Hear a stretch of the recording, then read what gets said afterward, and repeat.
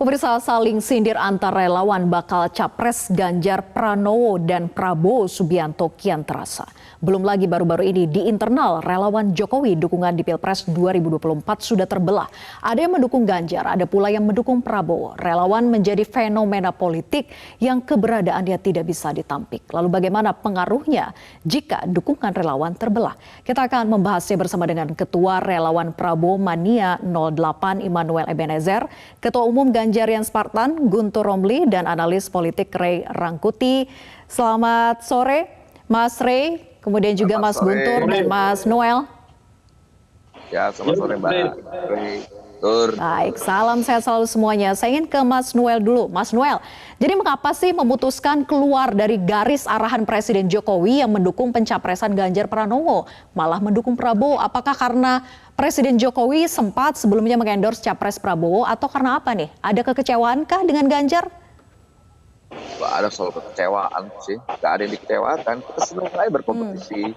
Ya pertama kan gini, pertama-tama yang kita pahamin, kita mendukung Mas Ganjar, itu ada satu hal yang kita perjuangkan soal gagasan 3 periode. Kita satu-satunya relawan yang menolak gagasan 3 periode.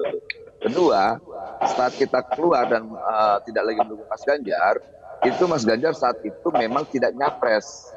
Dan ketiga, PDIP juga tidak mencapreskan Mas Ganjar. Nah, karena ada 3 pertimbangan itulah akhirnya kita coba memutuskan untuk tidak mendukung Mas Ganjar. Karena kita tidak mau terlalu letih, menunggu lama, karena energi kita kan juga kita mau lebih ngebut lah. Nah, saat itu yang siap ada 2, Pak Prabowo dan Mas Anies. Akhirnya kita rapat di internal kita, Jokowi Mania, akhirnya kita memutuskan untuk mendukung Pak Prabowo. Selain 3 yang tadi saya sampaikan, hal yang nggak kalah penting adalah sampai detik ini kan Mas Ganjar tidak punya gagasan, nggak ada ide buat Indonesia ke depan itu seperti apa, kan kita nggak tahu sampai detik ini. Itu tidak ada, apalagi pas sampai kemarin disampaikan bahwa Mas Ganjar itu dijadikan semacam petugas partai. Nah, di bayangan kami, di bayangan saya waktu pertama, oh jangan-jangan memang benar berarti artinya teori saya selama ini. Nah, di benak kepala saya ketika Bu Mega mendeklarkan Mas Ganjar, yang ada di benak kepala saya kira-kira gini, Jar, itu kan nggak ada otak, Jar. Kamu saya tugasin aja ya, gitulah kira-kira. Jadi memang tidak ada gagasan Ganjarnya. Tidak ada gagasan. Tergantung juragan. Oke, tidak ada gagasan, tergantung juragan, petugas partai. Ya. Saya ingin komentar Mas Guntur kalau gitu. Mas Guntur, Anda mengiyakan tidak yang disampaikan oleh Mas Noel tadi? Ya, terima kasih. Noel memang seperti itu dari dulu. Nggak usah ditanggapi, nggak usah didengarkan.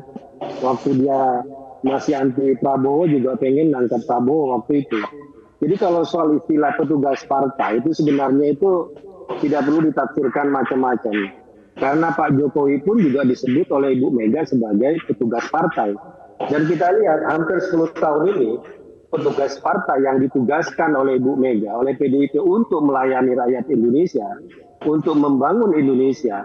Dan kita lihat buktinya sampai saat ini, 80% masyarakat Indonesia puas dengan kinerja Pak Jokowi. Dari PDIP yang ditugaskan untuk mengabdi kepada rakyat Indonesia. Jadi istilah petugas partai itu tidak perlu ditafsirkan macam-macam. Kalau bagian dari sebuah partai politik, sebuah politisi, tergantung apa yang mau ditugaskan. Kalau ditugaskan untuk mencuri ya nggak boleh. Kalau ditugaskan untuk mengkhianati rakyat ya itu nggak boleh.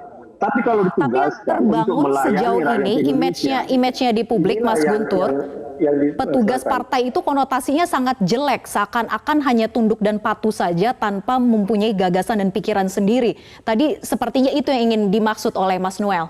Ya itu saya bilang, akhirnya petugas partai itu apa? Pak Jokowi itu adalah petugas partai yang ditugaskan oleh Ibu Mega untuk melayani rakyat Indonesia. Dan kita tahu buktinya hampir 10 tahun ini ya pembangunan yang luar biasa gitu.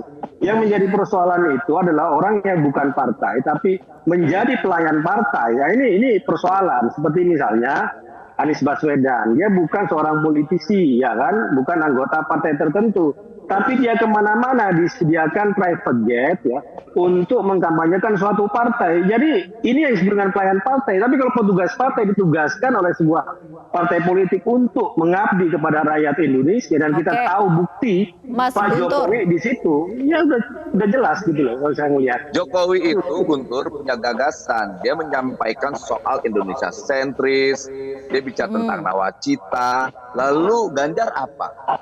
Ganjar kan Oke, baru kalau gitu saya tanya ke Mas Guntur. Mas sebagai Guntur capres. bisa dijawab Kalau ya. bicara soal gagasan nanti gitu loh. Jadi itu soal gagasan yang muncul itu nanti setelah ada pendaftaran secara resmi dari calon presiden, apa visinya, apa misinya, dan itu juga kalau kita bicara soal nawacita Pak Jokowi kan muncul Itu setelah bukan gagasannya ada dari diskusi, Ganjar, rekomendasi gagasan dari dari Juragan. PDIP gitu loh. Nah, Jadi ketahuan Anda sekali menanya Ganjar itu gagasan